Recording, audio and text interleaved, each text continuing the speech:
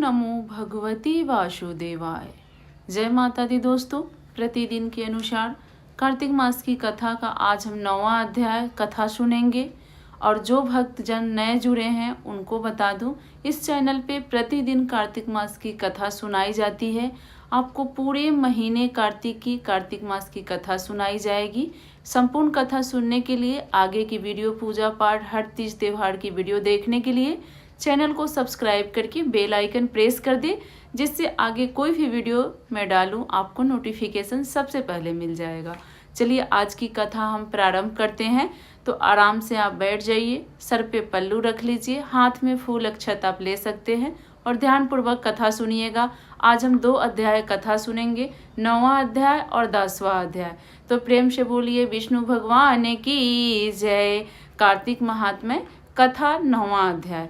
राजा पृथु बोले, हे श्रेष्ठ मुनि नारद जी, आपने कार्तिक मास के व्रत में जो तुलसी की जड़ में भगवान विष्णु का निवास बताया है, उस स्थान की मिट्टी का पूजन करना बतलाया है। अतः मैं श्री तुलसी जी की महात्म्य को सुनना चाहता हूँ। तुलसी कहाँ और कैसे उत्पन्न हुई, यह बताने की कृपया करें। नारद जी ने कहा, हे राजन, आप सावधान होकर तुलसी जी की महत्ता और उनके जन्म की प्राचीन इतिहास सुनिए। एक समय जब देवगुरु बृहस्पति और देवराज इंद्र कैलाश पर्वत पर शंकर जी का दर्शन करने गए थे, भगवान शंकर ने अपने भक्त की परीक्षा ली। उन जटाधारी दिगंबर ने उनके मार्ग में अवरोध डाला। यद्यपि वह तेजस्वी, शांत, लंबी भुजा और चौड़ी छाती वाले गौरवपूर्ण, अपने विशाल नेत्रों से युक्त तथा सिर पर जटाधारे वैसे ही बैठे थे, तथापि उस भगवान शंकर को न पहचाना और इंद्र ने उनका नाम, धाम आदि परिचय पूछा और वह शंकर जी अपने स्थान पर हैं या कहीं गए हैं, इस पर उस तपस्वी ने कुछ न कहा। परंतु त्रिलोकीनाथ के ऐश्वर्य से गर्वित होकर इंद्र कब चुप रहते। उन्होंने क्रोध पर तेजस्वी से घुरक कर कहा, अरे मैं पूछता हूँ तो उत्तर क्यों नहीं देता। मैं अभी तुझे वर्ज मारता हूँ, फिर देखता हूँ तुझ दुरात्मी की रक्षा कौन करता है। ऐसा क्रोध को इंद्र ने ज्यों ही उस दिगंबर को मारने के लिए हाथ में वर्ज लिया, त्यों ही भगवान शंकर ने वर्ज सहित इंद्र का हाथ स्तंभित कर दिया और विकराल नेत्र कर भगवान शंकर ने उसे देखा। त्यों ही ऐसा विदित हुआ मानो वह दिगंबर प्रज्वलित हो उठा है और तेज से जला देगा।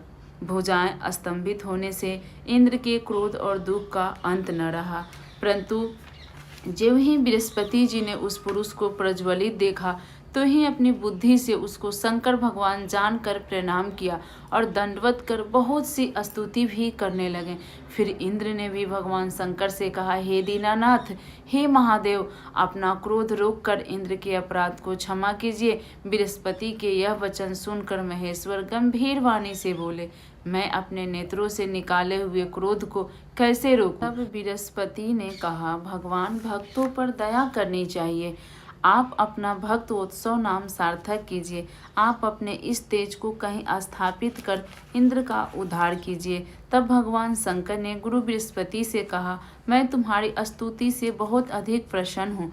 जो तुमने इंद्र को जीवन दान दिलवाया है, मैं विश्वास करता हूँ कि मेरे नेत्रों की अग्नि अब इंद्र को पीड़ित नहीं करेगी। बृहस्पति का ऐसा वचन कहकर भगवान शंकर ने अपने माथे से निकले हुए उस अग्निमय तेज को अपने हाथ में लेकर क्षीर सागर में डाल दिया। फिर लीलाधारी भगवान अंतर्ध्यान हो गए।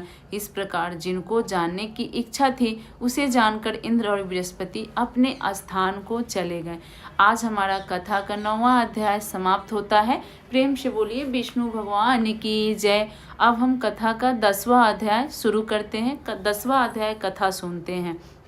राजा पृथु ने कहा, हे देवर्षि, आपको नमस्कार है। कृपया कर आप यह कहिए कि जिस समय भगवान शंकर ने अपने माथे का वह तेज क्षीर सागर में डाल दिया था, उस समय क्या हुआ था। नारद जी ने कहा, हे राजन, जब भगवान शंकर ने अपना वह तेज क्षीर सागर में डाल दिया, तो उस समय वह शीघ्र ही बालक होकर गंगा सागर के संगम पर बैठकर संसार को भय देने वाला रुदन करने लगा। इसके रुदन से समस्त संसार व्याकुल हो उठा। लोकपालों के मन में भी व्याकुलता हुई।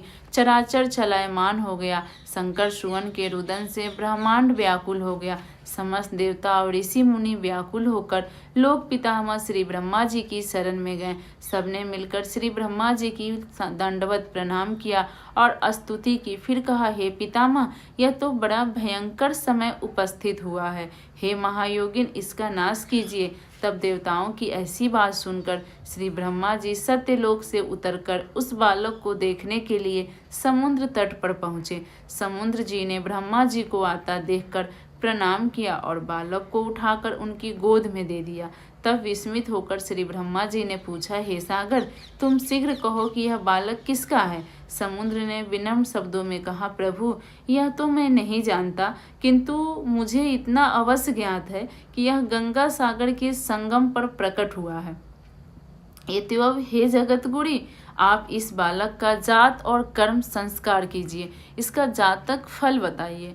नारद जी कहते हैं, इधर तो सागर ब्रह्मा जी के गले में हाथ डालकर बार बार उनका आकर्षण कर रहा था। फिर तो उसने ब्रह्मा जी का गला ऐसे जोर से पकड़ा जैसे पीड़ित होकर ब्रह्मा जी के आंखों से नेत्रों से आंसू टपकने लगे। किसी प्रकार से ब्रह्मा जी ने अपने दोनों हाथ से जोर लगाकर अपना गला उससे छुड़वाया और सागर से कहा, हे सागर, सुनो, मैं तुम्हारे पुत्र का जातक फल कहता हूँ। मेरे नेत्रों से जो यह जल निकला है, इस कारण इसका नाम आज से जलंधर होगा। यह उत्पन्न होने के साथ ही तरुण हो गया है। इससे यह सब शास्त्रों का परागमी, महापराक्रमी, महावीर जवान, महायोद्धा और रण दुर्मद होगा।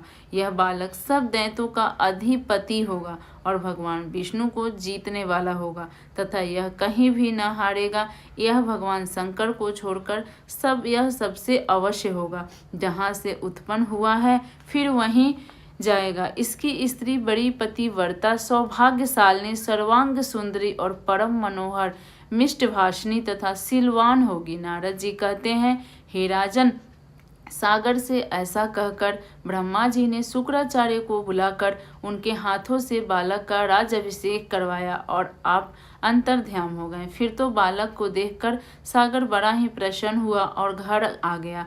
कितने ही उपाय से उसका पालन कर उसको पुष्ट किया। फिर कालनेम नामक असुर को बुलाकर उसका वृंदा नाम की कन्या से सविधि विवाह करवा दिया। उस विवाह में बड़ा उत्सव हुआ। श्री शुक्राचार्य के प्रभाव से स्त्री सहित जलंधर दैत्यों पर राज करने लगा। आज हमारी कथा का 9वां और 10वां अध्याय यहाँ समाप्त होता है। आज हम 2 अध्याय कथा सुने हैं। अगले दिन 11वां अध्याय कथा सुनेंगे। प्रेम से बोलिए विष्णु भगवान की जय, तुलसी माता की जय। कमेंट में श्री हरि विष्णु जय भगवान जरूर लिखें। अगले दिन कथा के लिए चैनल को सब्सक्राइब कर ले, इस वीडियो को लाइक कर दे। जय माता।